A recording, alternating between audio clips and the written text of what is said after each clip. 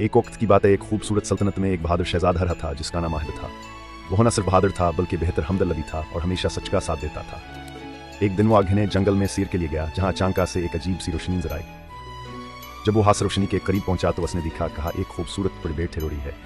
शहजादे ने नरमी से पूछा, तुम क्यों रो रही हो? परी ने जवाब दिया, एक जालिम जिन ने मुझे कैद कर लिया है और वह मुझे अपनी दुनिया में ले जाना चाहता है। शहजादा फौरन बोला, घबराओ नहीं, मैं तुम्हें बचाऊंगा। इतने में अचानक एक जोरदार आवाज आया और एक खौफनाक ज़ाहिर हो गया। इसकी आंखें आग की तरह चमक रही थीं। जिन ने गुस्से से कहा, अगर तुम आस्प्रे को ले जाना चाहते हो तो पहले मुझे हराना होगा। शहजादा जरा भी न डरा। इसने अपनी तलवार निकाली और जिन का मुकाबला शुरू कर दिया। दोनों के दरमियान बर्ड स्टजिंग होने लगी और हर तरफ जादुई चिंगारियां फैल गईं। परी ने जोर से कहा, शहजादा असजन की ताकतास के जादुई हार में है। शहजादा फौरन समझ गया।